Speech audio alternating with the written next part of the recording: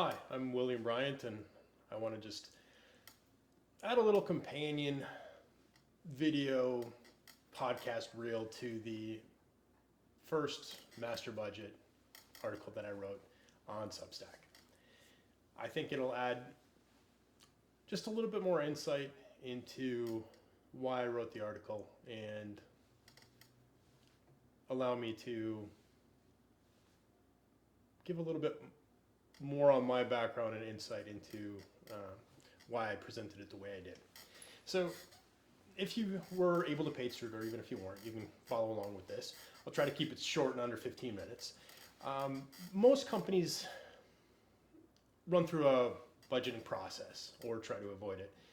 I suppose that some companies don't really bother with the budgeting process nowadays, but as far as I'm aware, the vast majority still attempt a budget, so you're at least aware of where your financing stands, or you have a loose interpretation of your cash outflows and inflows. The way I look at the budget is that it's probably the most important analytical planning tool that a company can actually go through for a variety of reasons, but not the least of which is, and I always like to draw kind of from people's personal finances. If you were, running your household, you generally do a budget, whether that's actually going and perhaps you have QuickBooks or you have it in Excel files, which I've seen families have, and planning officially similar to what you would actually find in your corporate entity or business, or if you just simply do it mentally, where you're planning out, okay, I make this much per week, maybe you've got some overtime coming up, you know that you have a certain number of expenses that you're going to have to cover month to month, and then maybe you have a vacation that you're planning for or some other activities in the future. You still run through the process of, what do I have coming in, what do I have going out? In order for me to meet my goals of some of the cash outflows that I want to do, how much more time will I need to go into it? What other foundational purchases might I need in order to get to a certain goal sometime in the future? For example, if you are taking that vacation, do you need new clothing, luggage? You'll obviously need travel tickets or fuel arrangements or something of that sort. And so you even do this budgeting process when you're actually just planning for yourself as an individual. And so a company that's looking to do possibly massive expenditures, even if it's just in budgeting upkeep for the equipment and technologies that you're doing or using for your product lines, it really is essential for you to run through this process on some level. The issue obviously then lies where you need to have more of a coordinated effort. The budgeting process for most companies ends up being a finance and accounting exercise, which, yes, it does deal in accounting numbers, whatever you're recording for your financials, but all of your drivers are operational activities. I mean, really, when you begin to look at it from an actual perspective, your revenues are gained via operations, and whether that be on the front end from sales and coordinating with marketing, or running way back for actual expenditures and trying to save on cost measures through operations and supply chain and procurement. All of the other departments are the ones that are really initiating the transactions that are being recorded and analyzed within finance. So when you look at it from that perspective, I know, yes, the general reasoning is time saving when you just have it as a finance exercise. Maybe you do your run rates forward, but it's just simply not as accurate. And I think an awful lot of companies have seen this. The reason being is that if you look at it from a managerial accounting perspective and you start to look at costing and such. Maybe you're looking at variable costs and your fixed costs. Well, if you have, and obviously you can look at that from your operational leverage, if you have a lot of fixed costs, yes, run rates can work because of the fact that they're going to be consistently fixed period to period.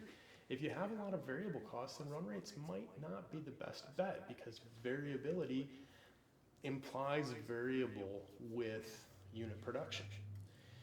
So you might want to consider level of activity, but you might not have all of the data on how that activity is costed for, whether that be absorption costing or variable costing.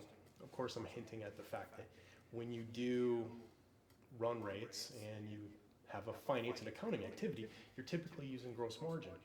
And so that impacts the way you are going to allocate costs to your units, and obviously further the run rates and supportive activities that are going to be associated with production and sales. And so what you would see is a more detailed budget planning process if you actually involve more personnel. Back to the time issue, yes, that seems that it would take more time, but I would ask, when you do it more of a finance activity and it's more top down where upper management is really making the majority of the decisions in regards to projections for sales forecasts, and then finance is really running out the relationship on run rates for the product costs and variable operational expenditures that might be related to the aspects of sales. How much time is actually spent when you're done with the budget and you see the actuals roll in and you have to do, well, variance analysis? And perhaps worse yet, you have to do really deep dives into variance analysis because it's not just going to be maybe a couple layers down. Again, you might have to go all the way down to the operational level and find out on various maybe efficiencies, material usage and spoilage, waste. Perhaps it's labor costs. Perhaps it's material costs. Perhaps, there are so many things as you go down and into it to determine that you'd have to investigate anyway. The way I wrote up the master budget aspect was from a participative approach, which is more of a bottom-up. Reason being because if you can utilize a lot of the information that is already going to have to be found within the other departments, for example, marketing should have a very good idea of what product lines are going to be pushed, when they're going to be pushed, historically how sales are going to look in the unit sold, from which you can then create anticipated production. Your operations is going to have a lot of your detail as far as how do you do your budgeting for the various aspects of production. How do you budget for your labor, material costs, and so on. So that when you're actually doing your model and you're taking this data that they're using, you could integrate the budgeting process. And I mentioned this as a spreadsheet activity because that's what they're designed for, is feed in to these layers. Yes, this can get very complex for some companies, but the degree to which you want to add detail and complexity is really up to you. One of the things that I've noticed, though, however, is that a lot of your planning software really is more tailored to go from the top level. It doesn't offer a lot of drill down in terms of the ability to feed in from the lower levels and create that sensitivity and dynamic potential for analysis.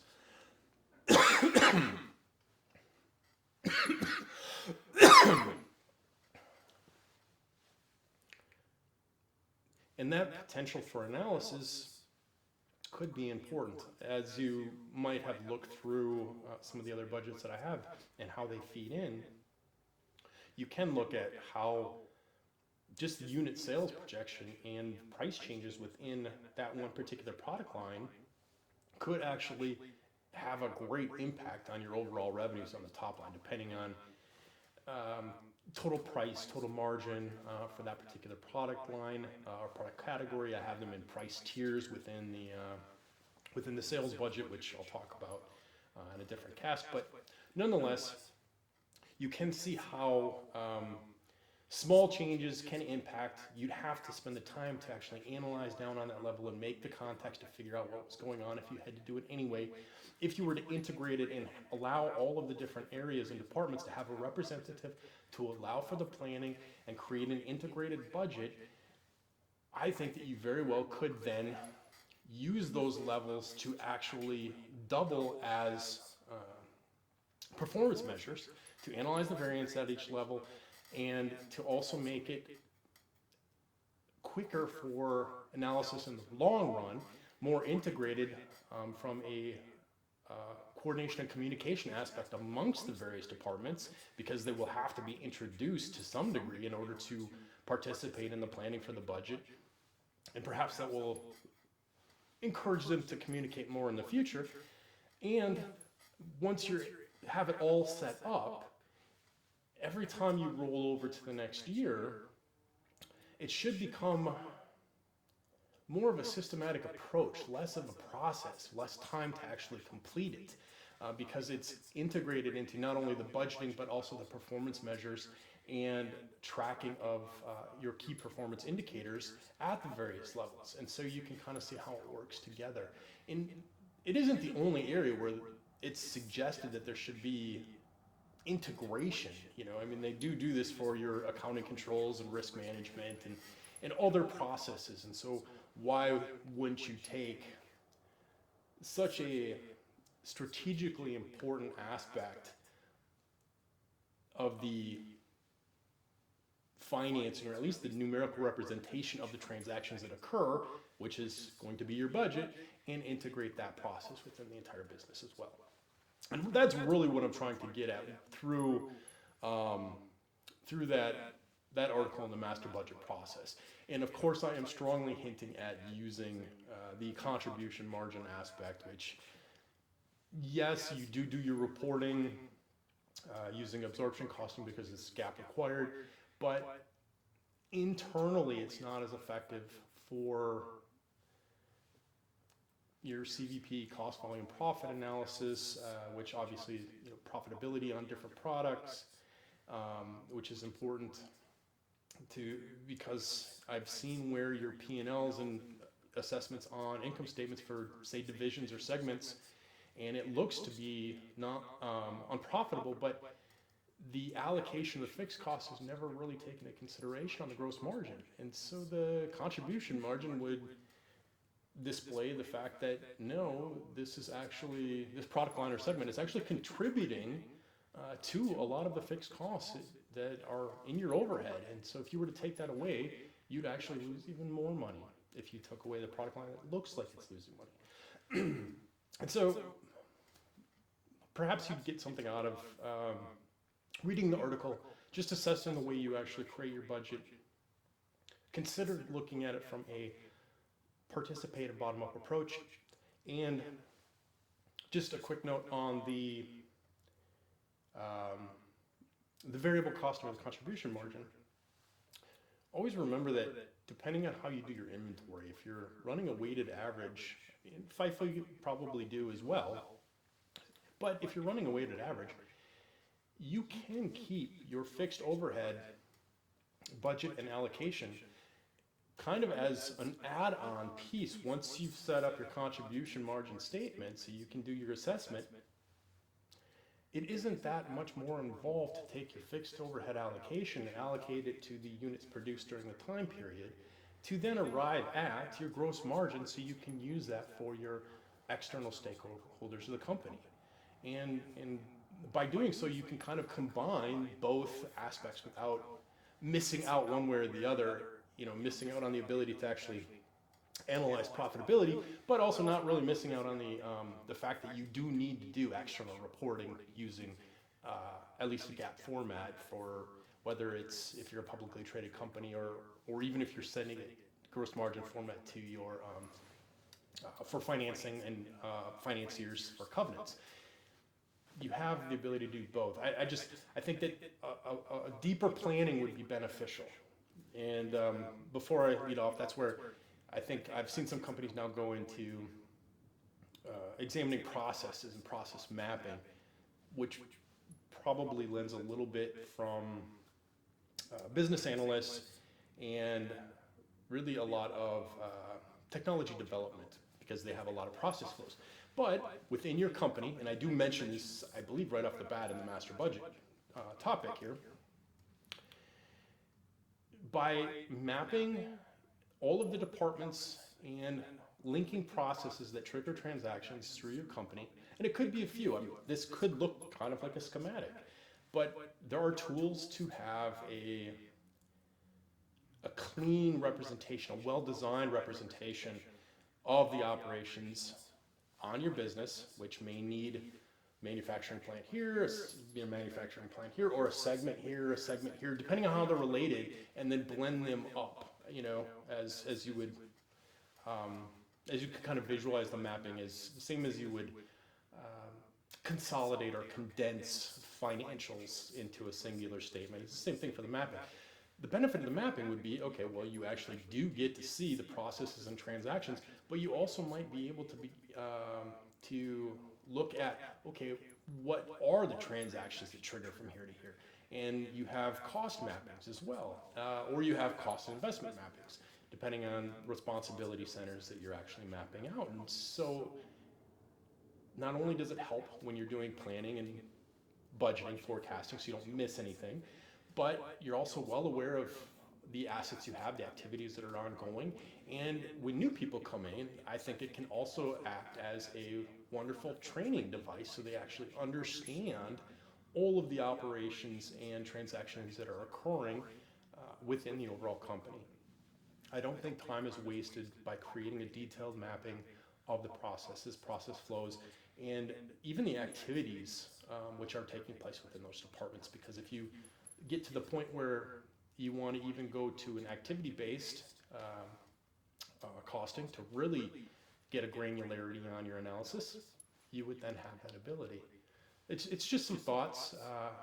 I'm going to put this video at the top, so you'll hopefully be able to read right into the budget or connect to it. I'll put the link in the description. But yeah, that's a little bit on master budget.